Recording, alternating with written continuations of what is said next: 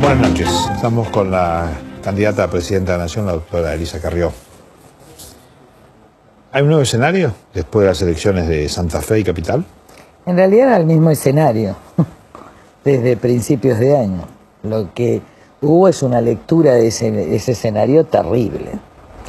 Sobre el mismo, las sociedades no cambian cada rato, eso es mentira. La sociedad cambió en los centros urbanos en el 2007, donde yo salí segunda en las elecciones y nosotros ganamos todas las grandes ciudades del país. Pero perdimos todas las ciudades medianas ligadas al campo, que votaron un 70% a Cristina. Después de las crisis del campo, en el 2009, se corrieron todas las ciudades y pueblos del interior y se invirtió. Lo que está sucediendo es eso. A lo mejor tiene un punto más, 2 puntos más la presidenta o menos. La elección de Macri en la capital es igual al 2007 y lo que cambia es Santa Fe, que en realidad es más parecida a la elección del 2009. Es un buen dato, así que en el medio estaban todas... ¿Por qué? La falta de seriedad de las encuestadoras es total. Nunca se puede encuestar cuando falta mucho, porque siempre te contestan el actual. Pues si vos preguntás, si las elecciones fueran hoy, ¿quién sería el intendente de Rosario? Y te dicen el candidato a intendente que está. Sobre esa pregunta falsa se armó una estrategia de invencibilidad que lamentablemente nosotros tratamos de... Justamente una semana antes de Santa Fe, yo estuve en una reunión empresaria y me decían, ¿por qué gana Cristina? ¿De dónde sacan? Digo, ¿por qué no esperan la votación del sur de Santa Fe? Y efectivamente, toda la votación del sur de Santa Fe y también del norte fue 80-20. Entonces hay que es una gran oportunidad histórica y la verdad es que todo puede ser una sorpresa, porque la pregunta es, si votó hacia el sur de Santa Fe, ¿va a votar distinto Pergamino? ¿Va a votar distinto Junín? ¿Va a votar distinto San Nicolás? Es decir, y toda la parte agropecuaria no. Si esto se invierte y es 70-30, ¿cómo va a votar la primera sección? San Isidro, Vicente López, ¿será que tienen el 90% en La Matanza? La verdad es que no se sabe. Entonces me parece que esa gran mentira terminó. Gracias a Dios ahora no están prohibidas las encuestas, porque esto permite que la sociedad reflexione, que piense, y que el 14 decida con menos miedo, ¿no? Porque el miedo es terrible para votar. El miedo te hace votar mal, te hace votar con bronca, te hace votar desesperado. Por eso algunos están alimentando el miedo estos días. Hay que hacerle una advertencia muy clara a la población. Voten sin miedo. Muchos, hay un clima como enrarecido. Muchos quieren sembrar el caos para que la agenda sea de seguridad y muchos quieren hacer creer que la elección es un partido. No, en esta elección más que en otras se juega el destino de una nación. ¿Qué querés para tu nación? Y me parece que si tenemos esa madurez de votar con la conciencia frente al tribunal de nuestras propias conciencias y frente a nuestros hijos, podemos corregir errores del pasado. Si no, será como dice Ladia Blasquez, ¿no? Somos como niños acobardados, con andadores muy gastados, por miedo a querer caminar al futuro. Entonces es el mismo escenario según su visión, Sí. Pero hay comportamientos electorales diferenciados a lo último que vivimos en los resultados electorales. En la anterior elección general, no, nacional. No. Ayer no se gana Cristina, no. de Kirchner. No, en la última elección es el 2009. Sí, no, estoy hablando de anterior. No, cambiaron ya las ciudades y cambió el campo en el 2009. El escenario es aquel de 2009, dice claro, usted. Las sociedades van cambiando despacio. Primero cambian las ciudades, después cambian las ciudades del interior, pero no cambian todos los días, ¿no? Hay como una matriz sociológica que va produciendo los cambios. A ver, cuando ganó la Alianza, primero fue el 97, el corrimiento, el 99. Esto es más allá de 3, 4 puntos, etcétera, pero en lo profundo las sociedades no cambian todos los días. Y cuando le retiran la confianza a un gobierno, salvo que sea por algo muy circunstancial, muy ligado a un tema antes de la elección, no con la envergadura del campo. Sobre todo los sectores humillados no votan, aunque estén mejor. Hay una crítica muy fuerte a la oposición, que no se ha unido para enfrentar al oficialismo. Mire, nosotros en el año 2009 hicimos un enorme esfuerzo para organizar el marco opositor, porque la oposición no es una sola. No es. ¿Sí? Y muchísima gente era kirchnerista y fue opositora por el oportunismo del campo, pero eran kirchneristas hasta el día anterior. Radicales, peronistas, había gente muy corrupta además, ¿no? Ligada al kirchnerismo, ligada al peronismo tradicional, que se presentaba como opositor. Entonces lo que tratamos de hacer nosotros es de organizar un electorado en una elección parlamentaria.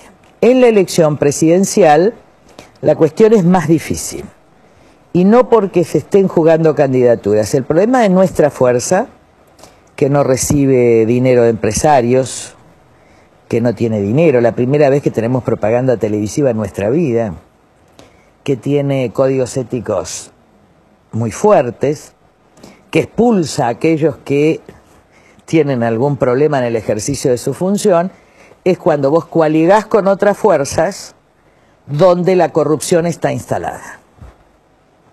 Porque, ¿qué nos pasó en la provincia de Buenos Aires? Estábamos en el marco del acuerdo muy bien, pero resulta que en la provincia de Buenos Aires todos los diputados, había ganado la oposición, controlaba ampliamente la Cámara de Diputados de la provincia de Buenos Aires, pero resulta que todos votaban con Scioli, salvo la coalición cívica.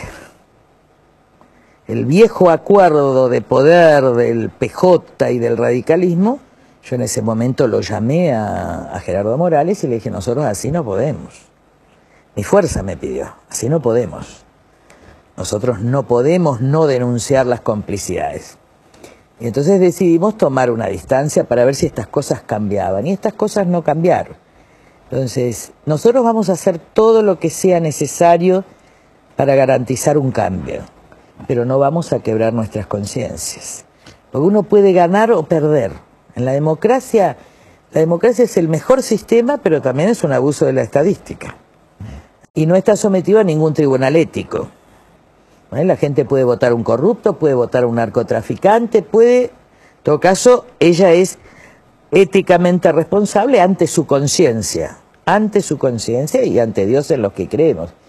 Entonces, nosotros, más allá de ganar o perder, hemos hecho un trabajo de muchos años de honestidad y de transparencia. Cuando todos eran kirchneristas, nosotros marcábamos la corrupción.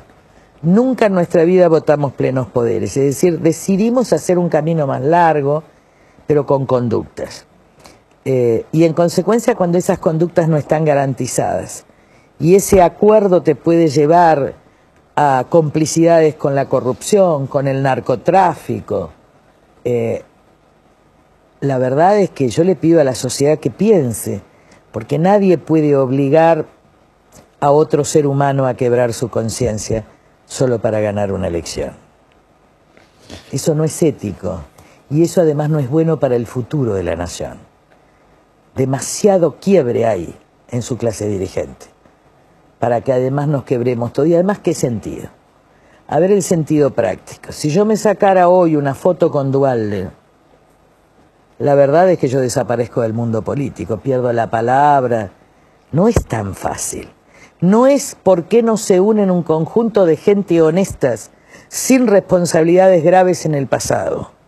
Es cómo nos estamos obligados a ser rejuntados con gente que incluso participó de actos de corrupción anteriores y posteriores en el kirchnerismo.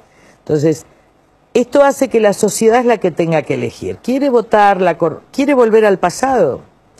¿Quiere volver a los viejos acuerdos radicales PJ en la provincia de Buenos Aires?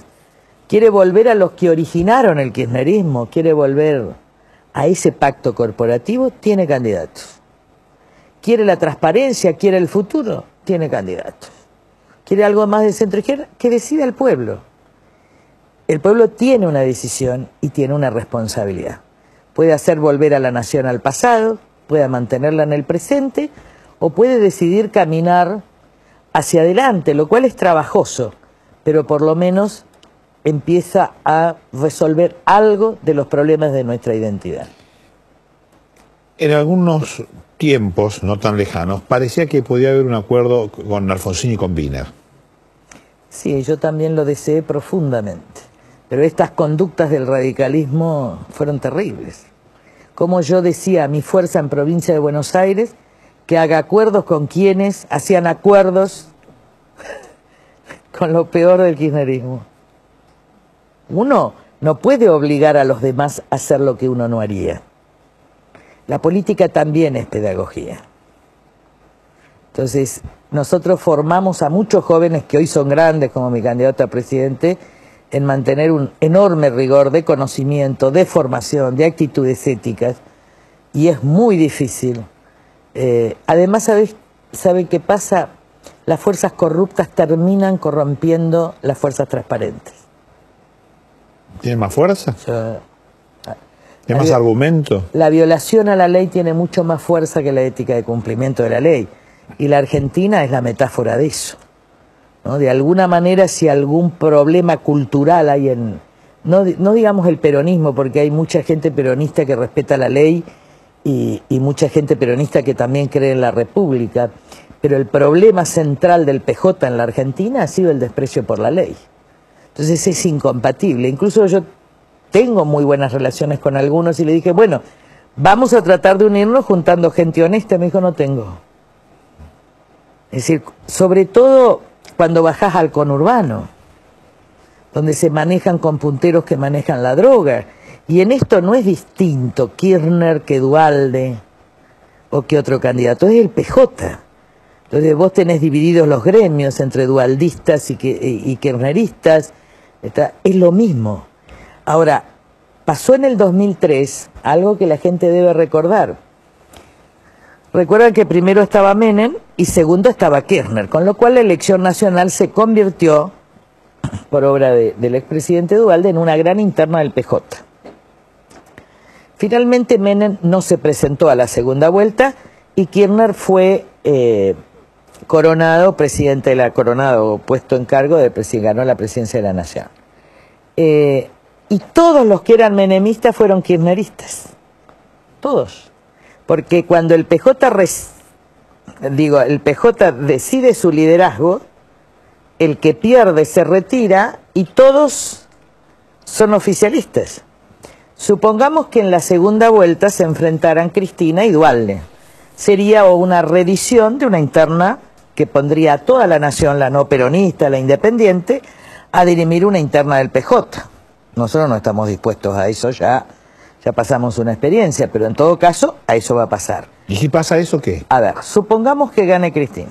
Sí, y que llega una segunda vuelta con Duhalde. Muy bien, y gana Cristina la segunda vuelta. Todos los diputados pasan a ser PJ oficialista. Es decir, que vamos a tener una Cámara mayoritariamente kirchnerista, en el sentido de PJ oficialista. Y si ganara Duhalde pasaría lo mismo. Con lo cual lo que podemos conseguir es que tengamos Senado y diputado hegemónico en manos del PJ. Estoy hablando a la gente que no es peronista o a la gente peronista que no cree en ese PJ, ¿no? A la gente que tiene principios, que cree que tenemos que cambiar algunas reglas, que tenemos que vivir que el desarrollo exige transparencia, que no podemos integrar redes mafiosas, que somos el segundo consumidor del mundo de drogas, que ya tenemos chicos que empezaron a drogarse a los 10 y se están suicidando a los 30 y pico, que somos el primer exportador mundial de droga a Europa y a los Estados Unidos. Creo que algunas cosas hay que cambiar. Todos en el mundo te dicen, Elisa, si ustedes tuvieran un contrato de mínima decencia, qué gran país sería. ¿Cómo es posible que los argentinos voten tanta corrupción? Y uno tiene vergüenza. Y por eso uno está acá luchando para que nuestros hijos no tengan vergüenza de vivir acá. Pero la decisión es del pueblo. Y nosotros vamos a aceptar yo amo a este pueblo, lo conozco pueblo por pueblo, ciudad por ciudad. Me gusta andar en auto, vengo a hacer 14.000 kilómetros, me gusta escuchar tangos. Me gustan las rutas argentinas, amo profundamente. y nuestros problemas de identidad son muy fuertes, ya lo decía Ortega, tantos otros. A lo mejor es un momento de decidir esto, de animarnos, de atrevernos a ser otros, no a parecer otros. No que parezca decente, sino hacer. La cosa es parecer y otra cosa es animarnos a hacer. Y tenemos unas posibilidades extraordinarias en el mundo que viene. Si realmente somos, hay una parte nuestra que es maravillosa y hay otra parte que naturaliza la coima, la corrupción, la vivada. No se puede vivir así. ¿Y si hubiese segunda vuelta entre la doctora Cristina de Kirchner y el doctor Wiener? No, ahí no tendríamos dudas. Ahí no tendríamos dudas. Ahí no tendríamos dudas. Yo puedo tener diferencias enormes con el campo, porque han traicionado al campo, pero no, eso es otra cosa. Eso no se va a dar. No se va a dar. No, no. Bueno. Hoy los tres posibles. Digo, además no sabemos si Cristina va a ganar en primera vuelta. Esto también es la pregunta. Y hay otra realidad que es que la doctora Kirchner sea reelecta en primera vuelta. Sí, pero esto atento a los números de hoy, vamos a ver con mayor detenimiento Córdoba. Córdoba va a votar igual que Santa Fe en el sur. Córdoba, el que uno la conoce, ¿no? Todo Marcos Juárez, Villamar, todo el campo, ¿no? Además, Córdoba son muchos pequeños pueblos con pequeñas industrias ligadas a la producción agropecuaria, a la metalmecánica. Ellos fueron muy humillados. Entonces, me parece que Córdoba, que no se va a ver bien, porque aunque gane de la Sota también está ligado al campo. Y no tuvo una actitud, digo, está Griselda Baldata nuestra también ligada al campo, está el candidato radical también, así que eso lo tenemos que esperar el 14. Y el 14 vamos a ver provincia de Buenos Aires. Porque la verdad que si es 70-30 en todo el interior, no compensan con la matanza. Usted dice 70-30 ganando la oposición. Sumada a la oposición, toda la oposición. Sumada a la oposición, pero yo creo que ahí la oposición decanta, La oposición tiene algunos candidatos no peronistas, a algunos les parecerán mayor garantía de principios y de conducta, a otros les parecerán menos y va a haber como una decisión. Y ahí el único problema es el radicalismo, que a lo mejor tiene acuerdos en provincia de Buenos Aires claros con el dualdismo, ¿no? Esto es lo que dicen por lo menos los analistas, yo no digo esto, pero el resto... Y después se elegirá un PJ disidente. Y esto es así, van a quedar como 3, ¿no? Y en esos 3 son 3 tercios. Así que hay balotaje o se gana en primera vuelta. Creo que hay que ir despacio, que todo el apresuramiento de principios de año llenó de miedo a esta sociedad innecesaria, que los encuestadores deben someterse a un tribunal de ética muy riguroso. No se puede manipular y mentir. No se puede manipular y mentir, porque se le está mintiendo al pueblo. Ahora quedó aclarado, parece que todo es sorpresa. Y la verdad que cuando uno recorre, se va dando cuenta de que no es así. Entonces, siempre preferí, todos los años fueron iguales a lo largo de mi vida política. Por eso nosotros no contratamos ni asesores de imágenes ni encuestadores. Estar con la gente uno va midiendo claramente el estado de la sociedad. Yo a veces volvía en el 2007 y Patricia me decía, estamos mal. Yo decía, está tan bien el interior, que me quería volver a ir. Y resulta que después habíamos sacado 40% en la capital, porque los medios empiezan con la especulación, no los medios, todos, los políticos, ¿entendés? ¿Qué pasaría si? La verdad que no se sabe lo que va a pasar. Y me parece que la especulación lleva a no debatir los principios, a no debatir el destino del país. Todo el mundo especula y además algo terrible. Todo el mundo hace política. Es decir, los empresarios hacen política, ponen candidatos, sacan candidatos, periodistas hacen política, sindicalistas hacen política. Es terrible la confusión. No dejan que la política haga política y en todo caso juzguen y critiquen. Están todos como jugando un partido y se atropellan.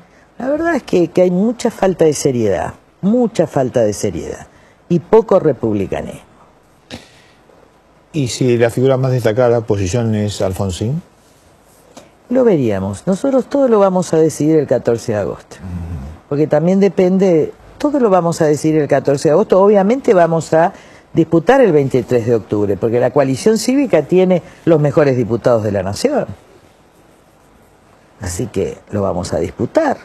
Bueno, y si es usted, ¿qué pasa? Si soy yo. Si usted es la figura de la oposición que más voluntades suma el 14.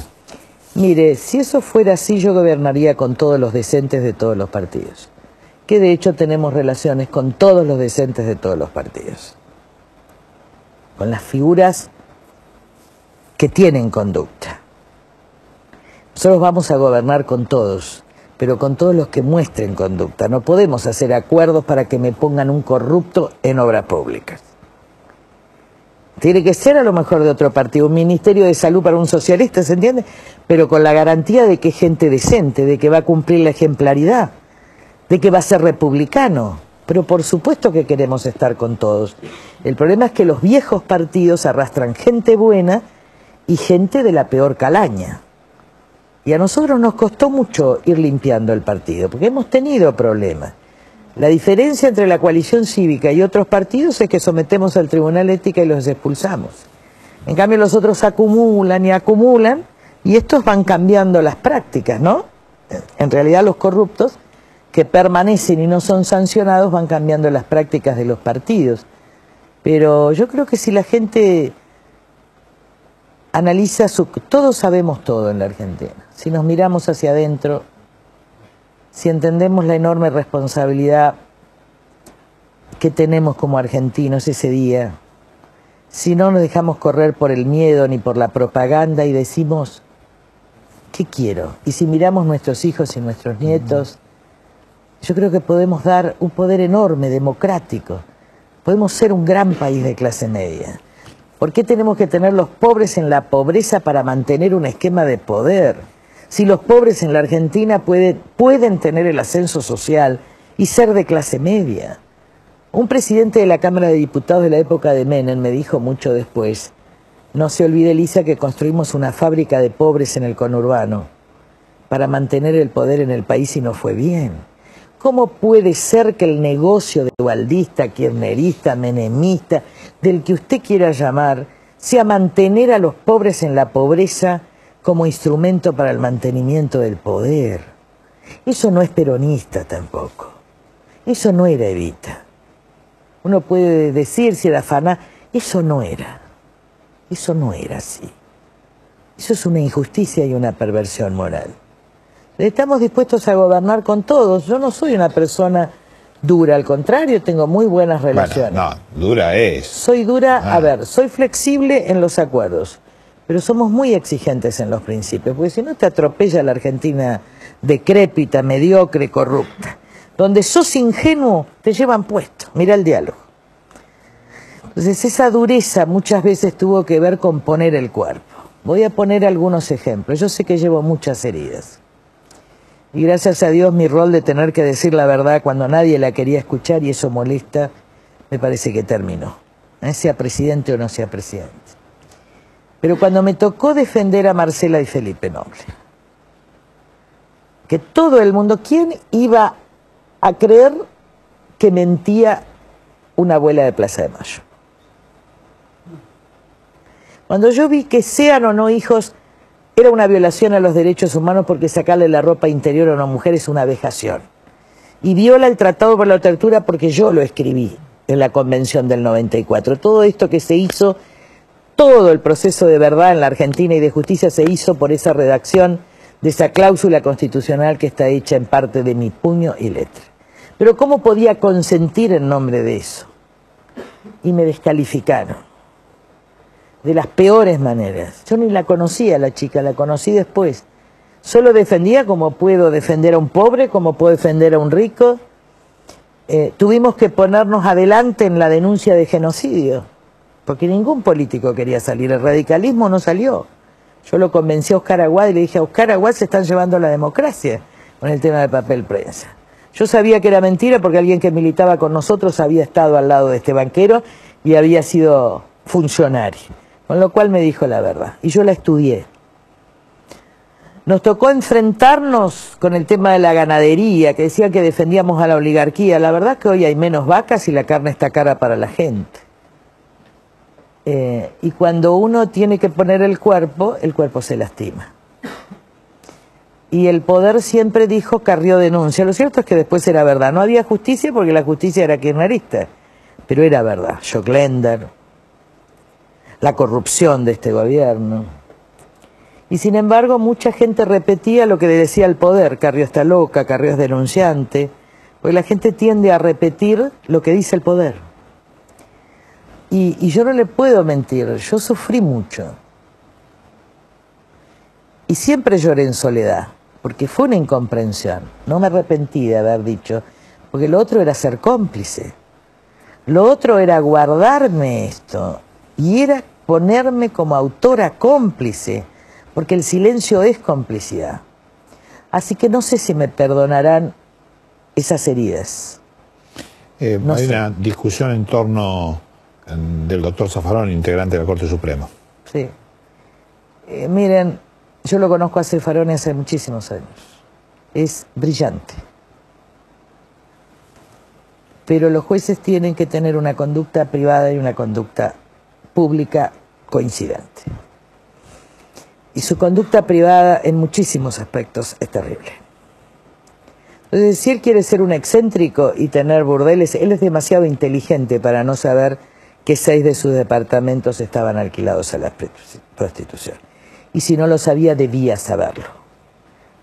Un juez de la Corte debía saberlo. También debe saber que no puede hacer campaña por un gobierno. Y eso no quita que sea brillante. En nada. Pero uno tiene que tener otra conducta. Y no quiero hablar más. No quiero hablar más. Entonces, ahora, tampoco estoy de acuerdo con Ricardo Alfonsín que se le pida la renuncia. En la República uno le pide la renuncia a un ministro. Es como en los sistemas parlamentarios, dice, hay que remover al jefe de gabinete, tiene que renunciar por responsabilidad al ministro de Transporte, pero uno nunca le puede pedir la renuncia a un juez. El mecanismo constitucional es pedirle juicio político. Entonces, lo que hizo Patricia Bullrich en su momento cuando este hombre hacía actos a favor del kirchnerismo en el conurbano, fue citarlo para que explique, porque desprestigia a la Corte, que nos costó tanto volver a construir. Yo he luchado, yo soy la autora de todos los juicios políticos contra la anterior Corte. Entonces, había que cuidar ese prestigio, no solo el de él. Después pedimos citación para que explique esto, y después pediremos fuera de campaña. Esto no puede ser usado en campaña política. No puede ser usado una semana antes de las elecciones.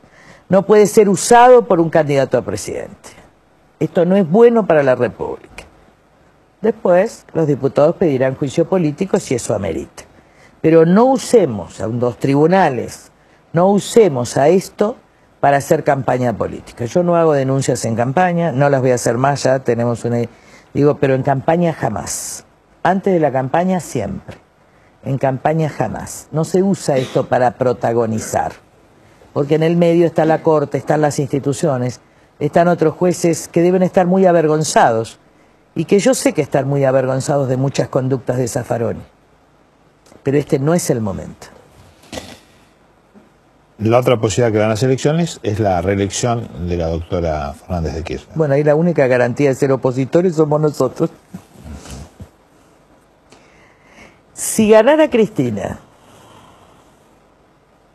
y el candidato o candidata de la oposición perdiera, ¿quiénes creen ustedes que lo van a defender desde la Cámara de Diputados?